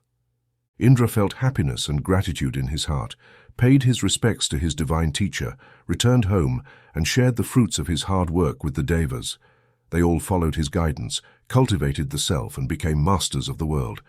Such is the power and greatness of self-knowledge. Chapter 5. Realization of the Self. May the divine self protect both the teacher and the disciple. May it nourish our souls with the nectar of eternal truth, and may it grant us spiritual strength. May our studies bring us the realization of the Absolute. Peace, peace, peace be upon us and all living creatures. An Upanishadic seeker of self-knowledge, having fulfilled all his worldly duties, discovered that these could not bring peace to his mind. He had worshipped all the devas, divine beings, and served the gods but had not received knowledge of his true self. He had not found satisfaction despite spending most of his life in devotion to the Supreme.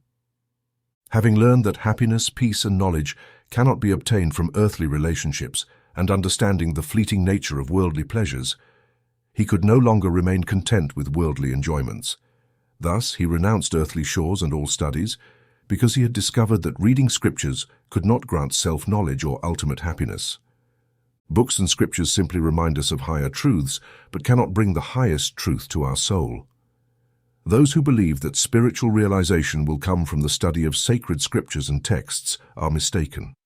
Scriptures describe spiritual truths such as the existence of God, divine love, and salvation. However, just as squeezing a book cannot produce water from references to annual rainfall, reading texts cannot lead to spiritual realization. Before one can comprehend the spirit of any sacred text, one must uncover the truth described within it. Therefore, this seeker of self-knowledge abandoned his studies and sought a spiritual teacher who had attained self-realization. He approached the teacher as a humble student, longing to acquire self-knowledge. He had no other desire. He did not care about going to heaven or enjoying heavenly pleasures. His sole ideal in life was to know the true nature of the self. Nothing else could satisfy or bring him happiness. His heart yearned for that nectar of wisdom that flows within the soul of a knower of the Atman. Although he had come to understand that the physical body was not the true self, and that the mind as the director of the senses was not the immutable reality, but subject to constant change, he remained unsatisfied. Now he was eager to seek that immutable and absolute truth, which is the soul of our souls, the ruler of all. Having bowed his head with profound reverence at the feet of the great spiritual teacher, the student asked, "Revered sir, who is it that governs the mind, and by what power is it directed to carry out its functions? What force guides prana and the powers of the senses? Why are we so active? What is the cause? Who is the speaker of the words? Who sees the images? Who is the hearer of sounds? What power controls the other senses?" This inquiry marks the beginning of the Kena Upanishad, which was transmitted orally for generations before the art of writing was known in India. This demonstrates how ancient and sublime the teachings of Vedanta are. Reflect upon the antiquity and profound significance of these questions. We know that our mind is constantly active. New thoughts and ideas arise and vanish. The mind wanders here and there. It is sometimes in England or in India or racing toward the sun or other planets. Hence, the seeker of self-knowledge asks, who is the director of this constant activity of the mind? The teacher replied, that which is the hearer of hearing, the thinker of thoughts, the speaker of words, the mover of all the activities of the sense organs, the seer of sights. Let us first understand the meaning of the hearer of hearing. We must ask ourselves what is meant by hearing. Hearing signifies that power by which we perceive the existence of what we call sound, or in other words, that organic activity which illuminates the vibration of sound. Thus, the hearer of hearing refers to the one who illuminates the power of hearing, the spirit itself. The teacher's response indicated that the director of the mind, the knower, is the one who illuminates all the activities of our sense organs. The power of sight is a natural faculty through which the object of sight is illuminated or made known to us. However, it does not have the power to produce consciousness or intelligence. The power of sight exists as long as there is self-awareness behind it. The visual organs, such as the eye, the retina, the optic nerve and brain cells, along with all their activities, do not produce the perception of color or the sensation of visual objects. In a dead person, all these organs could still be intact, but the perception of sight or sensation of color would not be experienced by the body. The body itself does not possess the power to see or perceive external objects. Thus, analyzing our perceptions leads us to understand that the activities of the sensory organs are, by nature, unconscious. The conscious self, which illuminates organic functions, is the seer of images, the hearer of sounds, and the knower of all sensations. It is also the thinker of thoughts within us. That intelligent self, the source of consciousness and knowledge, must be recognized as the director of the mind and the senses. When we have understood the cause of self-awareness, we will have understood the power that directs the mind. According to Vedanta, the mind is made of finer matter in vibration. The functions of the mind are merely vibrations of the finest particles of the celestial substance called the sattva.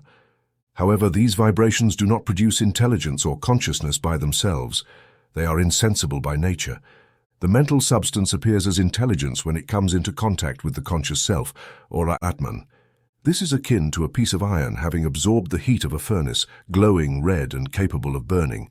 The conscious self can be compared to a magnet that attracts the iron from the mental substance. When a piece of iron is attracted by a magnet, its motion is not a natural property of the iron itself, but is caused by contact with the magnet. Similarly, the presence of the conscious self produces activity in the mental substance.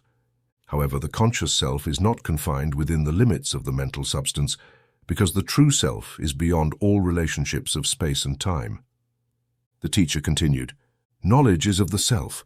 The wise, by freeing themselves from this world, become immortal. Those who have known this source of intelligence, the true self, achieve immortality. However, those who have not known it remain attached to the material body and the senses, and are thus subject to birth and death. This is one of the results of self-knowledge. Through the knowledge of our true self, we become immortal. Although the true nature of the soul, according to Vedanta, is immortal, immortality is our birthright. However, we do not realize this immortality until we become fully aware of our immortal nature. As long as we think we are mortal, we will fear death. Fear of death arises from ignorance, which makes us forget our immortal nature and leads us to identify with the mortal body. How can we expect to be free from the fear of death when we have identified ourselves with a body that will surely perish? However, this fear no longer concerns one who has understood that the body is merely a shell, a house or a vessel for the soul, which is immortal by nature. The soul creates the physical body to fulfill certain desires and purposes of life. Those who have understood this truth have transcended all fear. Thus, it is said that those who have attained the knowledge of the true self are called wise. After the death of the body, they transcend the cycle of birth and death. This is the greatest goal to achieve in this world dominated by relativity. We have come here to fulfill a specific purpose. Today, we may think that the highest purpose of earthly life is to obtain material prosperity and satisfy ambition and sensory desires. However, the moment will come when we realize that all of this is temporary and that the true purpose of life is much higher. It is very difficult to comprehend the true meaning of life. Few people in this world have found a perfect standard to measure whether they have fulfilled their purpose. Each must discover what the highest ideal in life is, and the attainment of self-knowledge is the highest purpose in this world. There is nothing greater than the knowledge of the true self. The knowledge that we now possess is imperfect. It is a partial expression of the omniscient nature of the divine being. However, when limitations are removed and the intellect is purified, true and perfect wisdom begins to shine within us. If a mirror is covered in mud, it will not have the power to reflect the light of the sun. Similarly, when the mirror of the intellect is covered with the mud of the worldly, it will not reflect the light of wisdom emanating from Atman, the divine sun. To learn this truth and the method by which our intellect and heart can be purified, we need the guidance of a guru or spiritual teacher. Knowledge is one, not many. The same knowledge that we now possess will become the highest knowledge when our immortal self is revealed. Therefore, the wise who know their true self achieve immortality even during this life. The student desired to see that being, the director of the mind, by knowing whom we become immortal. The teacher said, "The power of sight cannot reveal the self." The student thought, "If the eye cannot reveal the self, how can its nature be described?" To this the teacher replied, "Words cannot describe it, and the mind cannot reach it.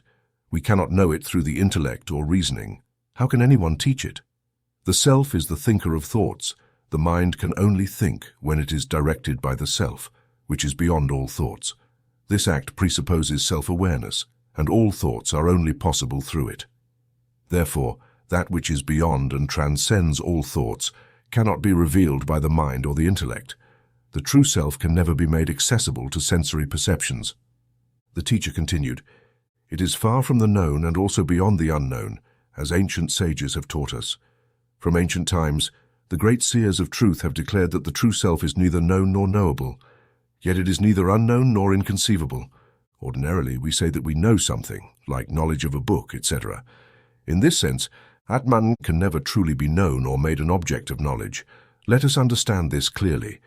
When we refer to knowing something, we are referring to the knowledge achieved by the intellect. Likewise, when we say we do not know something, we are expressing our ignorance. The intellect can reveal things related to the senses or subject to sensory perception, but this kind of intellectual knowledge is limited. Therefore, that intellectual knowledge tied to sensory experience is secondary, preventing self-knowledge. This is why it is said that the self is far removed from the known. Furthermore, when we say that we do not know this thing, we are acknowledging our ignorance. This ignorance is nothing other than the lack of intellectual internalization of what we call secondary knowledge. However, this can be revealed to us by another type of knowledge that does not depend on intellect or sensory perception. Such knowledge affirms that the self is neither known nor unknown, but is beyond both relative knowledge and ignorance. We have heard this from our great teachers who passed before us. Although this Upanishad of the Veda is very ancient, the teacher refers to the authority of other seers of truth who preceded him and transmitted the knowledge of self-awareness. The teacher said, "That which cannot be expressed by speech but is the speaker and director of speech is known as Brahman, the highest self." Every attribute that we ascribe to God is not truly his attribute. For instance, we call him good, but he is not limited by this quality. We project our idea of goodness, separating it mentally from evil, expanding its dimension, attributing it to the infinite being and calling him good. Yet we forget that what is called good always requires something better, and this logic leads to an endless cycle of desires and projections. This demonstrates how limited and foolish our conceptualizations can be. God is actually beyond our conception of goodness, which is limited and relative. Therefore, every attribute we can think of is inherently limited. Every word we can speak is finite in meaning and idea. Yet if we delve deeper, we see that no thought can exist, no word can be spoken unless there is a conscious speaker behind it. This is the light of intelligence that emanates from the self. Thus, the self is the absolute and inexplicable truth. It is the illuminator of speech, but can never itself be illuminated by words. It is Atman, the very thing revered by all great devotees and worshippers of God. It is a personal God that resides beyond ourselves, directing our minds and senses by will and command. The self is the same being called by different names, such as Father in Heaven or Allah, which we worship with offerings. The teacher said, what is being sought is not a personal deity with a name and form. Worshippers of a personal God are not the same as those who worship the absolute truth. Names and forms are merely circumstantial. Our concept of divinity with names and forms is anthropomorphic and arbitrary. In other words, we create an idealized God by projecting our ideas and assigning attributes, and then worship him through prayers. The teacher further explained, prayers are merely words sent to this personal God in hopes of obtaining certain results. However, the divine being to whom we pray with words is not the director of speech. The I within us, which allows us to speak and pray, is different from the deity that we describe and worship with prayers. A God described by words and thought is not the absolute. There is a saying, when God is known, he is no longer God, he is merely our imagination. The absolute divinity is beyond human understanding and description. The teacher said, that which cannot be known by the mind, but by which all mental functions are known. Know that this is your true self. Do not confuse it with that which people worship, that which cannot be perceived by the eye, but for which eyes are made to see. Know that this is the self, the absolute Brahman, not that which is worshipped. That which cannot be heard by the ear, but for which the ear is made capable of hearing sound.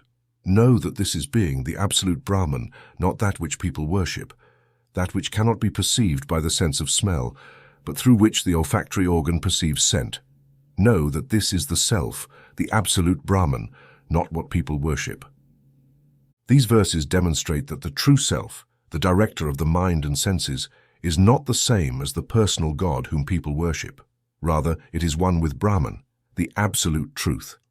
Having heard this, the seeker of self-knowledge entered into meditation and sought the illuminator, or director of the mind. He sought that which is beyond the reach of our thoughts, words, and sensory faculties. He spent some time in samadhi, the state of superconsciousness, and upon realizing the self, returned to the ordinary plane of consciousness and said, I have known and realized the absolute truth. I have known the self. The teacher replied, if you believe that you know the self, then you know very little about it. If you think that you have perfectly known Brahman, then you know very little about the truth that resides both within you and within the universe. Truth is one. When you begin to think that you have known the truth, you are relying on secondary knowledge derived from the intellect.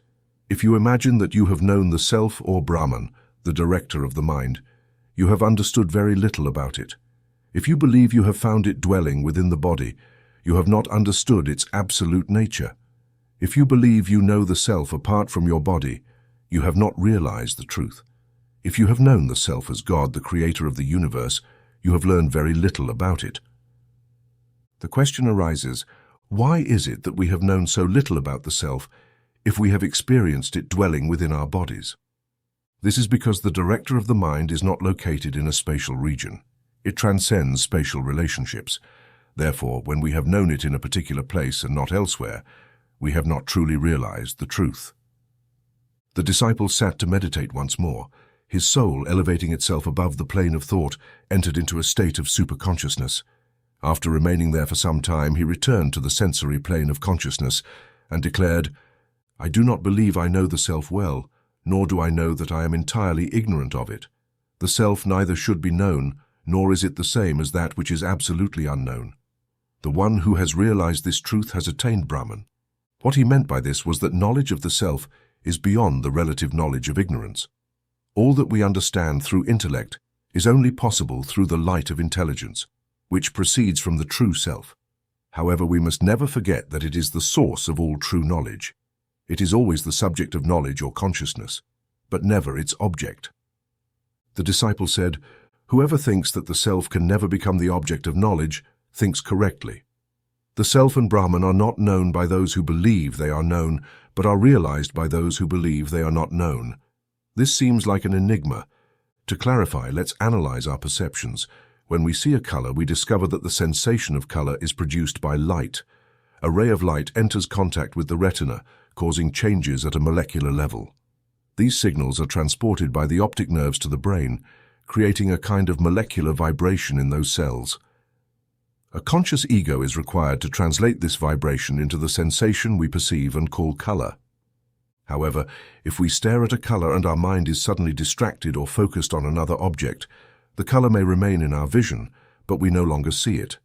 Now let's delve deeper into this intellectual perception. Behind it is the self-consciousness of the ego. If the ego is unconscious without a sense of I, these vibrations will pass through the senses without producing any sensation in the mind. Similarly, if the mind is separated from its source of perception and intelligence, these sensations will remain in the subconscious mind without affecting the conscious ego. This source of consciousness within us is the knower. It is our true self. We know we are sitting here because we are aware of it. We know we are walking because we are conscious of our actions. This knower, the director, is distinct from our true self. It is that knowledge that is different from our essential being. Our true self can be compared to a vast sea of intelligence. Some people claim that knowledge originates from the self, or Atman. However, this would imply that the self is separate from knowledge, which introduces philosophical difficulties about its true nature. According to monistic Vedanta, the true nature of the self, Atman or Brahman, is absolute knowledge or absolute intelligence, unchanging and eternal.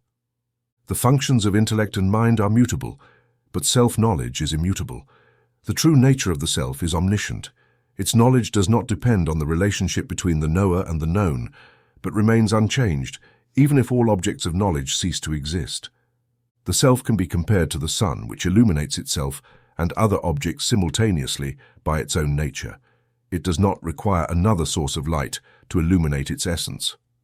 Similarly, Atman is compared to this self-illuminating sun of knowledge. It is through this knowledge that we perceive all sensations, feelings, and organic functions. This understanding reveals that the self is infinite, unchanging, and omniscient, free from limitations, and always the true subject of all knowledge, transcending all relative conceptions of understanding or ignorance. The understanding and other activities of the mind, as well as external objects, are the light of Atman, or the self-illuminated state of samadhi, or superconsciousness. In this state, feelings such as fear, anger, or any other modification of the mental substance, desire, emotion, will, determination, or understanding may be abolished. Nevertheless, one does not lose self-consciousness. This proves that pure consciousness is separate and independent from mental functions. Upon entering superconsciousness, all functions and sensations may cease. In other words, one can sever all connection with the body and mind and still remain conscious in the higher plane. It will be difficult for those who have not achieved samadhi to grasp this truth. Intellectual knowledge will not reveal the self. We must learn the method of transcending intellect and elevating ourselves above the realm of thoughts if we wish to realize the absolute self, or Atman. Intellectual apprehension, being relative and imperfect, cannot transcend the limits of phenomena or reach the sphere of the absolute. This is why it is said that those who believe they know the self truly do not know it. Self-knowledge even precedes the conception of God. If our thoughts about God are severed from self-consciousness, they instantly fade and become non-existent. We know God because there is knowledge within us, because the light of being reveals his existence. If this is the case, let us ask ourselves, which is higher, the personal God or the self, the higher being? The higher self illuminates the existence of God. This source of all knowledge, which is the absolute truth, is higher than a personal God, because the latter can be conceived by the mind and expressed in words.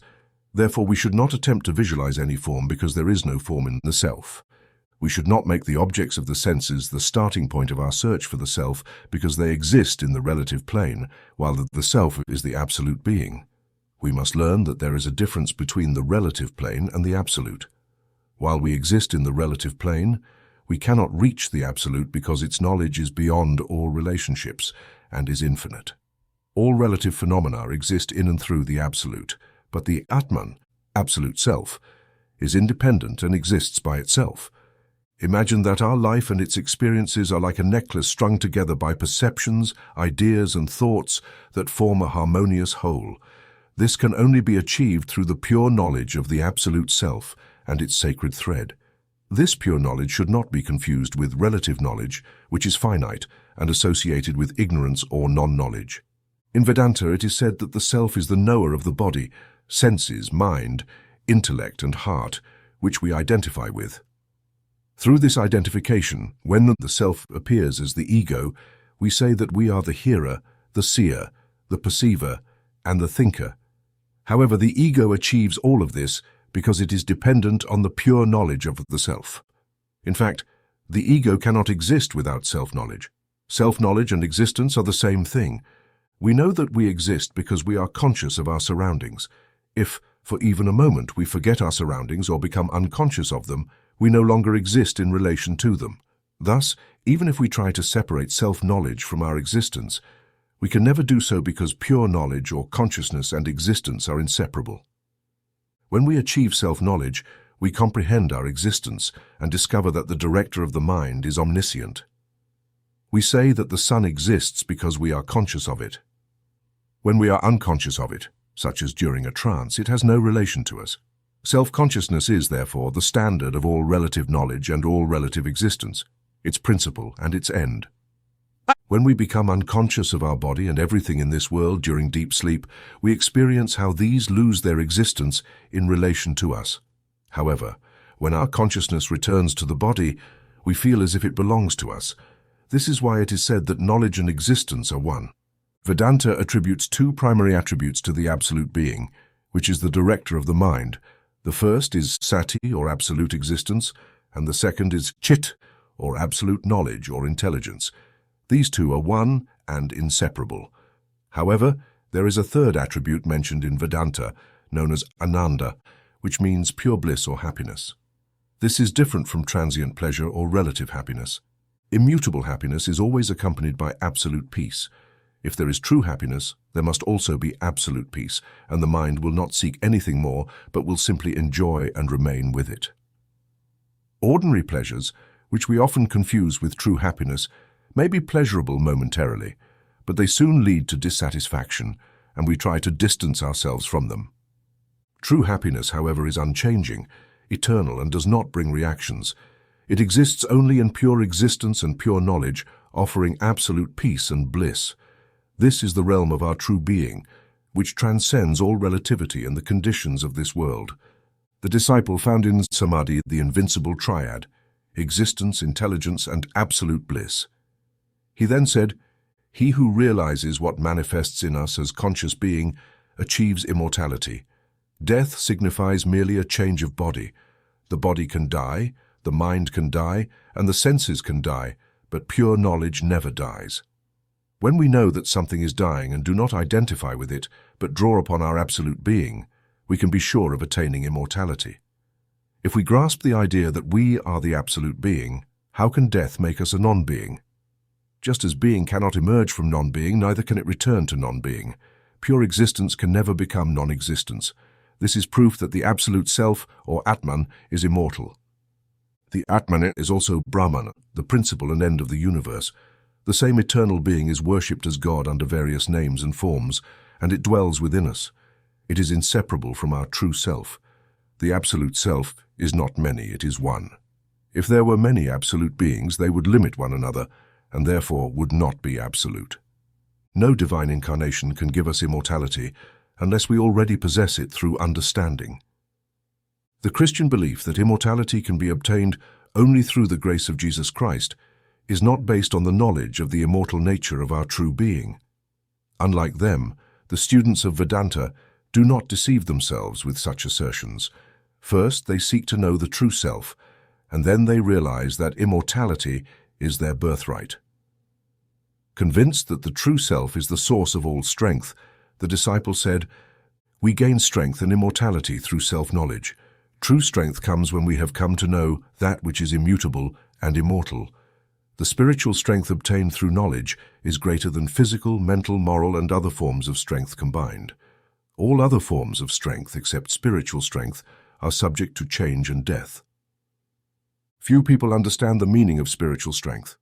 By the word spirit, it is not necessary to mean something incorporeal, but rather the absolute spirit, or Atman, or a Brahman.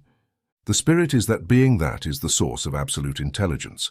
By knowing it, one reaches spiritual strength, which is superior to physical or psychic strength. With physical strength, a man can kill a tiger or destroy thousands of mortals, but it will not protect him from death. He can acquire psychic powers and perform wondrous feats, but that will not stop the changes of body and mind. However, the spiritual strength brought by self-knowledge liberates one from birth and death. One who has acquired physical or psychic powers will still be subject to birth and death. However, if he can know that immortal being, he becomes the master of the universe. The enormous forces of nature serve and obey the commands of the one who has attained self-knowledge. If a man knows this being, he has obtained the truth in this imperfect world. The one who has known the self has realized the absolute truth, fulfilled the highest purpose of life, and attained freedom, perfect peace and true happiness in this life. But if he does not know this, there will be great suffering for him.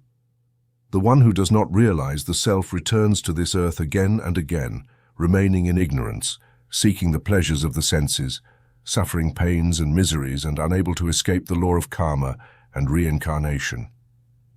The wise ones who have realized the absolute self, which is present in all living and non-living beings, become immortal after departing this world.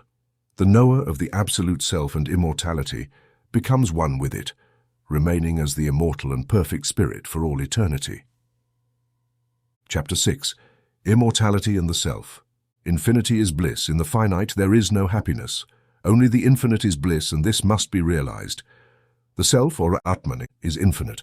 The self is below, above, behind, ahead, to the right and to the left. The self is all of this. The one who sees, perceives, understands, and loves the self delights in the self, rejoices in the self, and becomes the master and ruler of all worlds. In the Chand Upanishad and the Brihadaranyaka Upanishad of the Yajurveda, we read about a great sage in ancient India named Janakabalya. He was a seer of truth and lived a pure and virtuous life. He had a devoted wife named Maitreyi. The sage fulfilled all the duties of a householder as well as those of a good citizen, doing good for others. As a result of all his selfless good deeds, his heart became purified and his eyes were opened to spiritual truth. He understood the transience and ephemeral nature of the phenomenal world. Recognizing that his life as a householder was merely part of the evolutionary process, he desired to enter a higher state and progress even further. He had discovered the foolishness of people who lead worldly lives and are constantly trying to satisfy their earthly desires. Therefore, he decided to live a life of seclusion and dedicate the rest of his days to the search for eternal truth. He desired to retreat into the forest, where the world would no longer disturb him, and to meditate constantly on the true self as his only objective. One day he approached his wife and said, "Beloved Maitreyi, I truly wish to retire to the forest, leaving you my wealth, property, and all that belongs to me. Enjoy it and grant me your permission." Upon hearing this, Maitreyi felt very unhappy, but since she had a spiritual mind, she asked, "Please tell me, if I possess all the riches of the earth, will I gain immortality from them?" She was not like wives of today, greedy for wealth or possessions and eager to inherit material goods. Rather, she understood that immortality was the highest treasure of all. The sage replied, "No, if you possess the riches of the world, you will live like the rich, who only desire luxury, comfort, and earthly pleasures. There is no hope for them because no one can become immortal through wealth or material possessions." Then his wife said, "What will I do with that which cannot give me immortality?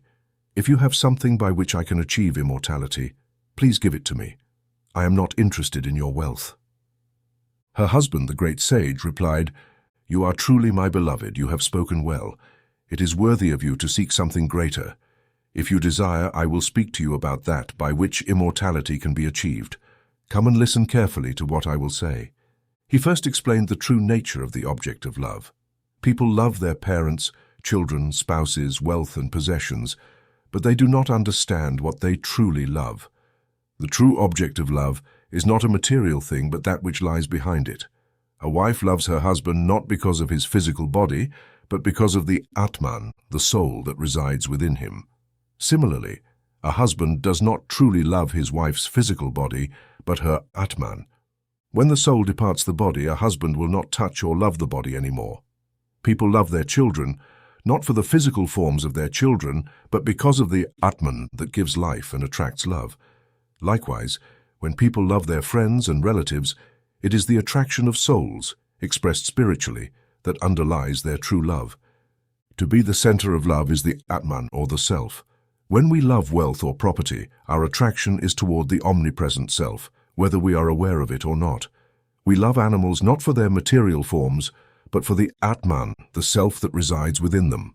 Thus, wherever there is true love, there is the expression of the real Atman or self.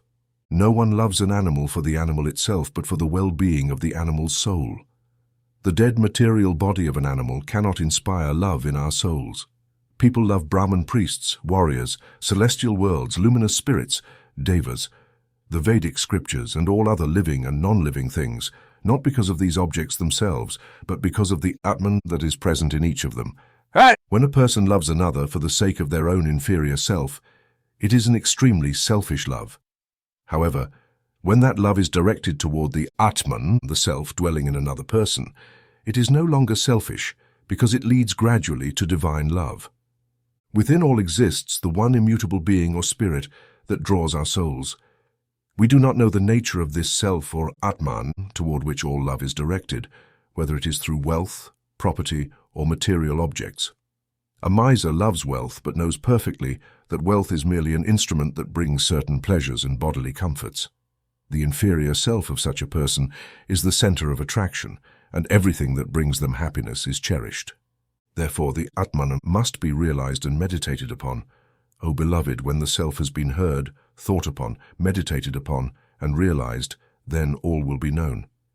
You must know the true nature of that self, which is the center of all attraction, from which all love proceeds, and toward which all love is directed.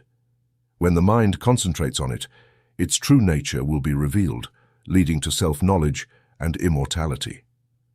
Yajnavalkya continued, if a person loves and cares for another solely for their physical body and possessions, the beloved abandons the lover. If we care only about matter, believing there is no soul in a person, do you believe that person will be pleased? No, that person will abandon us the instant they perceive this. If we love a priest, knowing that there is no Atman in them, we will be abandoned by them.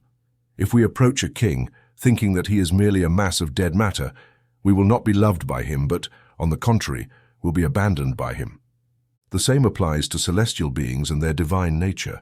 Those who believe that no soul exists in heavenly beings, devas, Vedic scriptures, and living and non-living objects will be abandoned by each of them. Similarly, if we think of a departed friend as having no soul, we will be abandoned by them. If we love God, knowing him only as a senseless mass of matter, without loving his spiritual being, he will never come to us. It can thus be concluded that anyone who seeks to know something outside of the true Atman or self will be abandoned by all, for everything exists in relation to the self. The self is everything, and everything is the self. Now the question arises, how is it possible for us to realize that all is the self? To explain this, Yajnavalkya offers the following illustrations. Just as the sound of a drum when struck can be distinguished from other sounds emanating from the same drum or its mallets, which are the source of the sound, the existence of a particular object can be related to the Atman, which is the source of all knowledge and consciousness, and without which nothing could be known. Similarly, the sound of a conch shell or a flute cannot be distinguished unless it is referred back to the conch shell or flute itself. Like the strings of a lyre, the sounds they produce can only be identified by associating them with the lyre itself. Thus, the self, or Atman, which is the reality of the universe, appears through the various names and forms that we perceive. Just as the smoke and flames of a fire arise when it is ignited with wet fuel, the vast knowledge and all phenomena of the universe have exhaled spontaneously from the only great singular source, the eternal, intelligent being. This single source has given rise to all knowledge, the four Vedas, the branches of science, philosophy, and all things that exist in this world, and even in the celestial realms. Although scientific knowledge is typically attributed to specific individuals, all types of knowledge found in scientists, yogis, and philosophers ultimately stem from this one universal source, the Atman. Just as fire produces smoke, sparks, and flames, all the sciences, philosophies, and truths described in various world scriptures are expressions of this eternal, indivisible, indestructible, immutable Atman. Knowledge leads to immortality for those who realize it. All phenomena and all knowledge have evolved from the infinite Brahman, the Absolute Self. Just as a human exhales the air that enters the lungs, the latent energy of the Brahman has exhaled knowledge and all phenomena that existed potentially before the universe's evolution. Upon dissolution, these phenomena return to the infinite Brahman and remain latent as energy. Just as all rivers, streams, and waters eventually flow into the ocean, the infinite Brahman represents the ultimate destination and source of all knowledge and worldly phenomena. Similarly, the source of all taste is in the tongue. The source of all sense is in the nose. The source of all colors is in the eye. The source of all sound is in the ear. And the source of all thoughts is in the mind. Likewise, the source of all intelligence is the Atman or a Brahman. Yajnavalkya explained to his wife how the infinite being is the beginning and the end, the alpha and the omega of all. At the moment of evolution, everything emerges from it, and during involution or dissolution, everything returns to the same source, the infinite self, Atman or Brahman. This is a mass of intelligence without a second. There is no duality or multiplicity in this singular substance. Like a grain of salt, it has neither exterior nor interior, but is merely a mass of flavor. Thus, the Absolute Self has neither exterior nor interior, but is a mass of unlimited intelligence, without beginning or end. This infinite being appears in two aspects: the universal called a Brahman, the individual called the Self or Atman.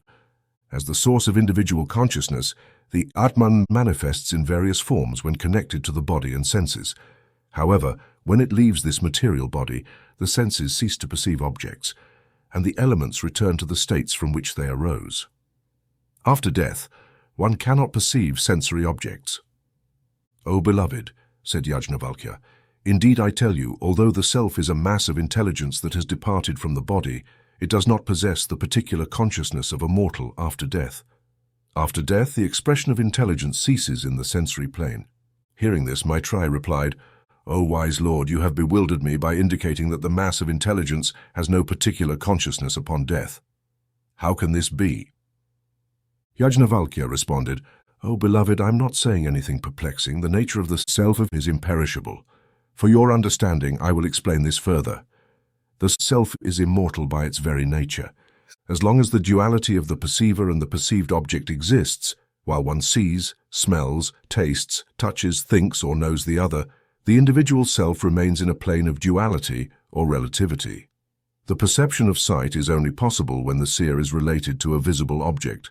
Similarly, if we are not connected to what is called a smell, how can we smell it? The ego can hear or taste a sound or flavor only when trained in direct relation to these sensory objects. This demonstrates that all perception and sensation require the relationship between the subject and object.